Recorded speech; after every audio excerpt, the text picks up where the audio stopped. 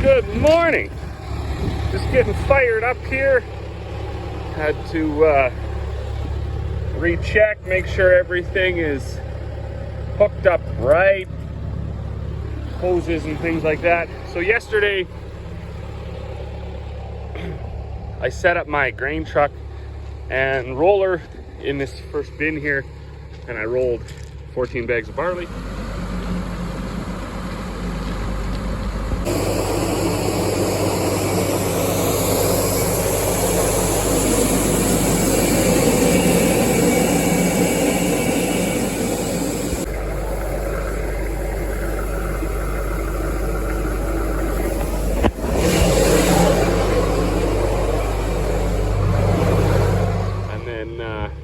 While everything was kind of out of the way here, I brought a bunch of clay down and put it here because it was kind of getting rutted up from, well, all winter and all spring and all summer of working around there. So I got that all smoothed out again. While the grain was rolling, I worked at leveling all this big gravel that we got. Really happy with this stuff. I think it's going to be better than, say, 3/4 inch crush, especially right out here in this area. Where we drive to fuel up the combines, the 4-wheel drive, stuff like that. Right in front of the shop, I do want to put some 3/4 inch crush because this stuff is harder on your feet, like no doubt about it. Might be good for the big tires, not good for the feet. Then around the garden and around that driveway and stuff like that, maybe a couple more loads of 3/4 inch crush. This big stuff, I might get a few more loads and continue over this way down here. I put a bunch more clay in that hole there. There was a bunch of water sitting there. I stopped over here. Now, you might think that's insane. Why would I stop there? Because I do work a lot here, pulling into every single bin to get all the different grains to make the rations we make. But actually, this is by design. So if you spill grain, and you'd be foolish to think that I don't, because while it is set up that everything is kind of a little bit safe, I guess you can call it. Like if this tractor stalls, it will stop the auger because the auger is run by the tractor. If this tractor stalls, it'll stop the augers because they're all hydraulic, run by the tractor. However, if you have something, for instance, like this pin down here pull out, which has happened before, I don't know why, because it is spring loaded, but if this pin pops out while you're trying to hammer grain up, it stops the hammers, and the tractor keeps going. So it fills up and then the grain runs over. You end up with a pile of grain on the ground there. If you're driving around with the bag on the forks and it's swinging and you hit the corner of something like this, when you're trying to put it up over top, cuts the bag, spills, straps break, threads get old and pull out. So, you know, we've had bags actually like rip right down the side, grain all over the place. If you spill grain into these big rocks, you lose a good percentage of the grain. You try your hardest, you shovel it up, you don't want to get any rocks. You put any rocks through the roller or through the hammers or even just through grain augers, it's just not good, right? Especially rocks of, you know, 1.5 to 2 inch. There's quite a bit of damage occurs if you do that. So if you spill the grain over here, you get very little of it and the rest has to just stay there.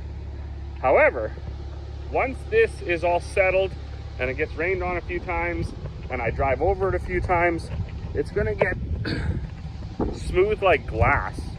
And it's crazy the way the clay is here, because it really will. Now if it gets wet again, it's gonna get, you know, it'll get muddy and stick to your tires and be a nightmare. But for the most part, when it's wet, I try not to work around here anyways. So it's only once it gets wet and it settles and I drive over it and then it gets hard and then I work around here, it's almost like a plastic floor, if you will. If you spill anything on it, you can easily shovel it right up. And in the winter time, same thing. As soon as you get that snow and that ice cover on there, and it's like a thick sheet of ice, as long as you keep the light snow swept off of it, you can shovel up whatever you spill and you almost lose nothing. So over the next couple days here, I gotta hope and pray that I don't spill any grain, because there's still a bunch of rocks that were in the clay and some sticks and things.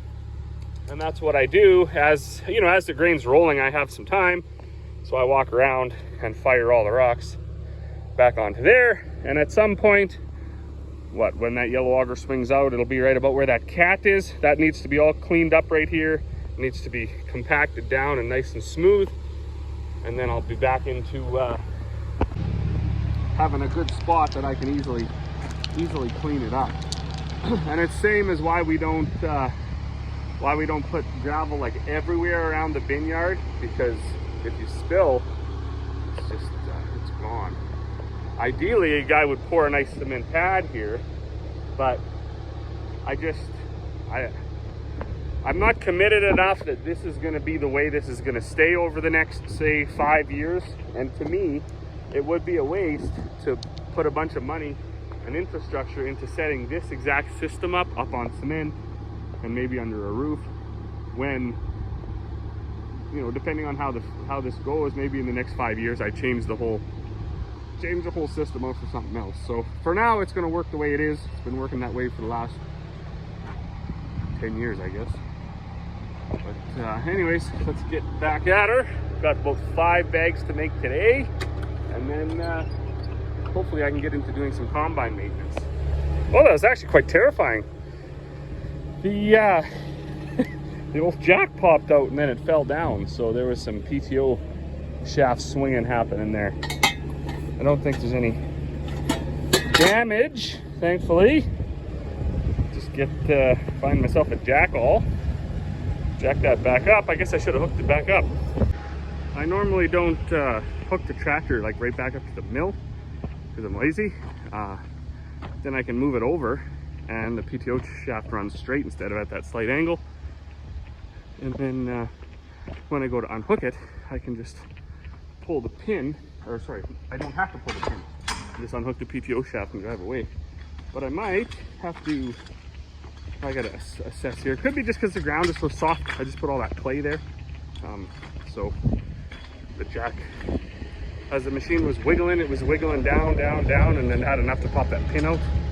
Because that's, I think that happened once before. Another similar situation where I was going to put a bunch of clay here. Anyways, no harm, no foul, no death, no damage. I don't think, anyways. We'll see once I get it fired back up. Well, good evening. Shifted into another day, and that whole day went by. So over the weekend we didn't get a whole bunch done. I did change out some seals on that swather, and I got the header up here and I got it all greased and serviced up. But today was kind of a combine washing day. So we got the 9610 on this side, 9750 over here. What are they, about 98 and a 2003 or something? So about 5 years apart. And it's kind of crazy how that shift from steel panels went to plastic guards and things like that. But all in all, pretty similar machines, really. This one is a rotary. So it has this long rotor in here that thrashes out the grain. This one over here has a cylinder down in the front that thrashes out the grain. So when you see, there is a little bit different from machine to machine. They still make both conventionals like this one is and rotaries.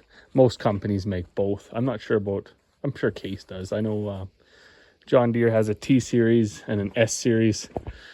I believe New Holland has a CR and a CX case. I wouldn't know, never really looked at one, but most people stick with rotaries. I do find it easier to set this combine, this conventional, and I find it to be, you know, every bit a machine as this 9750. I'm not exactly sure how they are size-wise. They're probably very similar in size. But and they're not anywhere near the big ones. The big combines would just eat these for lunch. But for our farm, they're more than adequate as long as they hold together. We've had a couple pretty good seasons where they remained basically breakdown free. So that being said, I do expect that we're going to encounter some sort of a breakdown that's going to be on the bigger side this season. We do go through them. You know, we're going to spend about a week here going through them. One thing I noticed from last year that we fixed, this bolt right here had broken. And I guess during or whatever, while it was breaking, it actually broke this guard right out of here. So tomorrow that's going to be a job. I got to loosen this off, hammer that back in, and then give it a little bit of a weld. Other than that, some of the, like that cylinder drive belt and stuff, that's new more often than not. Some of these chains got to have a link taken out or get tightened up, or even get a new chain altogether. Got to check the oil and all of the things that have oil in it. I just changed the oil in this one today before I washed it. No point in washing it and then changing the oil, because the way things are designed, you end up dumping oil all over yourself and the machine anyways. But it is getting on to be about 9:30, so I'm gonna have pretty much had enough for the day. I'm soaked, like absolutely drenched, because that's what happens when you wash combines. The seals on the swath that I changed, like to know everybody's opinion on this, if you're for these or not for them. These single point hookups. So there's a little rubber seal in each one of these. There's 5 on that single point hookup. Ouch. That was a hammer mill screen and a big one, that hurt. On this side though, they didn't use a single point hookup. So every hose has its own coupler. What? There's 5 on this side. Is there 5? Oh no, there's only 4. But anyways, so that's your options, right? You either have every hose has its own end and its own end to plug into, or late model machines. I'm not exactly sure what year they started doing this. This is the only machine that we own that has a single point hookup. Then they started doing this, where they put all the hoses into one block and you just plug it in and flip a big lever over and it locks it in. I believe this swather is it's either a 2016 or a 2018. I'm not sure. It's probably an 18 because we haven't had it very long. It's only got like 600 hours on it. So I'm assuming these single point hookups existed before 2018. I'm not exactly sure how much before, because like I say, that's the only machine that we have that has a single point hookup. I do know the new combines, their headers are the same way. They got a lot of single point hookups. Loader tractors, new loader tractors, short tractors, they have single point hookups. I think even, I don't know what else would have it. But anyways, I don't like it. It's junk, because when those seals leak, and they leaked within the first 100 hours, it's kind of hard to tell which one's leaking. So you just change them all. And I don't think they were very expensive, but it's kind of wasteful and a little bit tricky to do. So whatever. But yeah, that's let me know what you think about the single point hookups, and even if you have any. I know the neighbor, he's got it on his loader tractor, and he said too that yeah, you might get a couple days out of them and then they start leaking again.